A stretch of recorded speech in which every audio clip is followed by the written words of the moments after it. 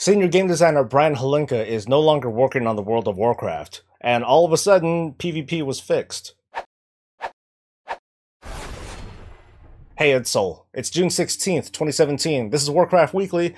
How was your week, folks? My week shaped out to be pretty good. I celebrated a birthday, I had too much to drink, we barely managed the Nighthold raid with my guild along with some people on the stream, and I guess there was a patch and some changes and some features and whatever, so I'll get to that in a little bit. But as always, I invite all you boys and girls to let me know how your week was. What was your week like in the world of Warcraft, or the real 3D, the hideous 3D world that we unfortunately live in? This week's featured YouTuber comes from a viewer suggestion, and I don't know if they were trying to troll me or not. They probably weren't, but this week's featured YouTuber is Cee Breezy.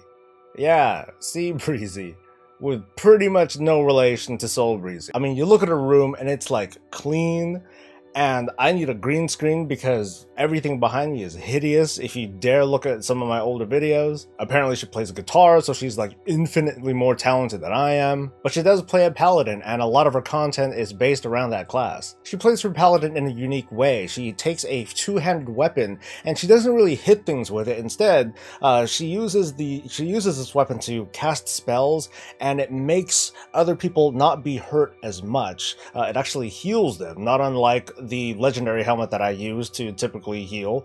It's weird. It's this weird concept. It's called Oli. I think it's like a Spanish derivative thing. Anyway, Cee Breezy rolls a holy pally. A lot of her perspective comes from that, and she goes over all sorts of little things like patch changes, as well as some of the legendaries and gear that is sent around the paladin class. I think she's worth a visit, maybe a like, maybe a subscription. But hey, don't take my word for it, just click on a link below or somewhere here in the video and check her out. The big news, of course, is that the 7.25 patch is finally out, and this time it came with some of the usual hiccups, but not some of the crazy hiccups that we've seen in previous patches, like patch notes coming out over and over and over again and needing constant revision, super awful crashes and bugs, although that stuff is still around. And this time Blizzard was very upfront about upcoming hotfixes that we can expect just before the Tomb of Sargeras comes out next week. By the way, the Tomb of Sargeras raid does come out next week. You should be prepared. There are a bunch of guides out there, here on this channel, here in other channels and websites and what have you. Check that stuff out, but there were some surprising changes as well that I covered.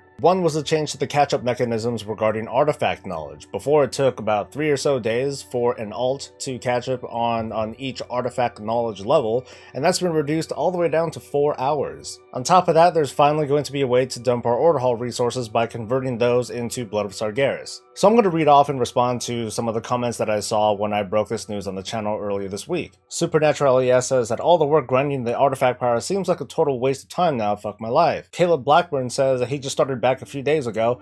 I'm so happy that they're doing a catch up, I feel so behind and scared to join a raid.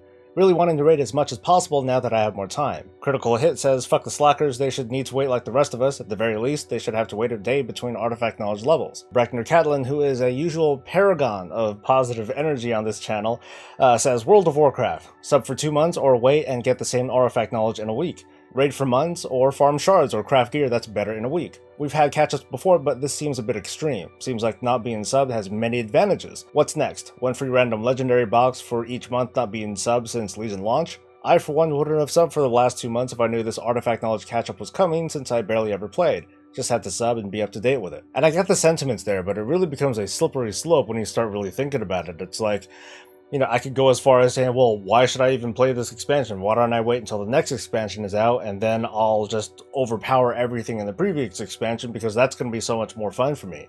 And maybe it is, you know, maybe that kind of level of play is okay for some people. I'm sure it is. For some folks, it's not. I've come to understand that mindset as the I'll wait for the movie to come out argument. You know, it's like the book comes out, but you don't want to take the time to read through the whole thing, knowing that there's probably going to be a movie that comes out. So, hey, you know, I'll just wait for that to come out, and I'll take the quick digest of that, and that's it. Now, while I understand that, I definitely disagree with it. The way that I see and play MMORPGs, such as the World of Warcraft, it's all about the journey. It's not just about completing the goal. There is a distance between the very start and the very end, and a lot of the fun comes from that in between, the journey. But more importantly, I'm not here to tell anybody, and I don't think anyone else should tell anybody, how they should be enjoying the World of Warcraft. I think that Blizzard, to a fault, has made efforts to cater to all of these kinds of audiences, and there are so many kinds of audiences. The response about the Order Hall resource dump has been a little bit more positive though. Trixie says that this might be somewhat useful for gearing alts, using bloods on your main to buy order resources to send to an alt who can use them to buy bloods to upgrade gear to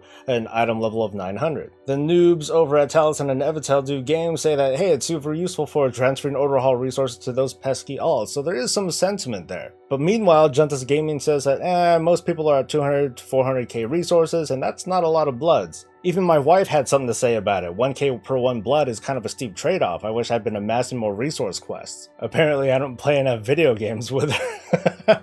But to reiterate my thoughts, I think that the order resource dump is just what it is. It's just the dump. It's not meant to be it's not meant to be a viable alternative to gathering, which is something that Blizzard they really fucked up on with Warlords of Draenor. A lot of people just dumped gathering professions because, hey, the garrison was able to take care of all of my needs easily. I think we're coming to a point where Blood of Sargeras might be a bit too easy to acquire now. I'm really excited and anxious to see just how pricing is going to be affected with the Tomb of Sargeras raid coming out. At least over on my server, materials are pretty darn expensive in lieu of the raid, but with this vendor, and I think the vendor should be coming out soon, if not already, there could be some interesting changes. Ultimately though, while this might bring a pretty big spike of resources into the market, the acquisition rate of Order Hall resources in total isn't all that high. You only get so many out of a full day's session, and that's only going to get you, that's going to get you very few Blood of Sargeras in the end. So again, I think in the end it's just a dump. We might see some small reaction from the market, but I don't think it's going to be all that noticeable. But I'm going to keep an eye out, and perhaps smaller realms should also keep an eye out just in case. So let's move on to Holinka. And when I heard about it, my immediate reaction was, I don't care. That doesn't affect me. And this is going to be a controversial topic or a controversial view, I don't know, but let me at least get this out there now. It's been a long time since I've been seriously into PvP, since like Burning Crusade. So this is, I think, before Holinka's time anyway.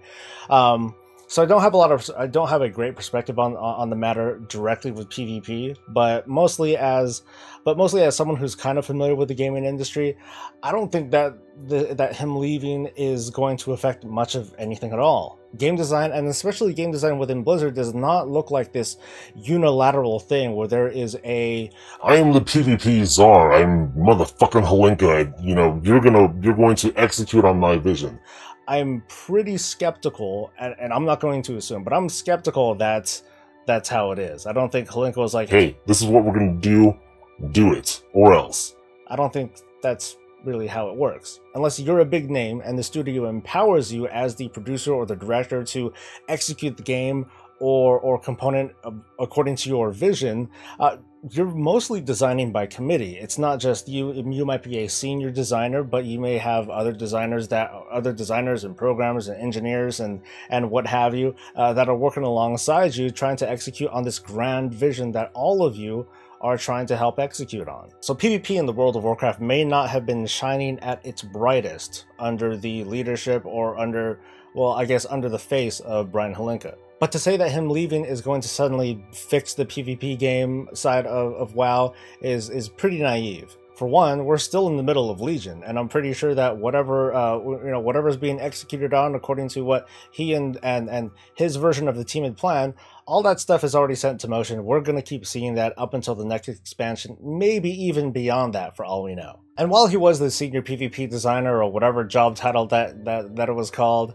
Holinka is just the face that we know. The team that designs and runs and curates the World of Warcraft is more than just the people that we see on the Q&A or on the panels. There's a lot of nameless and faceless people that work on the game, and to a large extent, the players are a big influence on what the game has evolved to from then until now. Now, as someone who tries to keep track of the news within the industry, and especially with E3 having just wrapped up this week, it's pretty rough being a game designer, especially one who is known publicly. As a game designer, being someone who can be reached out to by fans and critics, means you're going to be reached out to by fans and critics. It's like, you know, having your customers just breathing down your neck when you're just trying to do your job. And that's okay. That's just simply what the industry has become. I give credit to anyone who sticks their neck out like that and be subject to the ridicule and the hate, as well as the praise and love that I guess he deserved. Anyway, with Holinka moving on, someone else is going to take his place as the senior PvP person, and God have mercy on them. The question now is, what's he gonna do? Brian Holinka might be joining Tom Chilton and a host of whoever else might have been transferring within the Blizzard team to work on something. And I'm really curious as to what this something is. It's only 5 months till BlizzCon, so who knows? Maybe they'll have something that they're working on and they might show us a little snippets of what's up. What do you think it might be? Diablo stuff, StarCraft stuff, Hearthstone stuff, Overwatch stuff? So share your thoughts on that or anything else that I talked about in a comment below. That's going to be it for this week. Thank you for making it to the end. Let me know how your week was, and if you know of a small YouTuber that you think should be featured and should get a little bit more exposure, also let me know in a comment below. Tomb of Sargeras comes out next week, so I'm looking forward to having you folks join me in live streams going on Tuesdays, you know, every Tuesdays and Thursdays from 7 to 10 p.m. Pacific Standard Time. We're going to be streaming, we're going to be wiping, we're going to be causing a lot of chaos over at the Tomb. So I'll be excited to give some initial feedback, and I can't wait to finally open all those stupid boxes that I have in my void storage. Of course, if you've been enjoying the content, please hit a like and a sub because I love doing what I'm doing, and I don't want to stop. I hope you all have a great weekend, and I'll see you next week. I'm Soul. Stay breezy, guys. And girls. And girls. Yeah, and girls. Girls, girls, girls, girls, girls.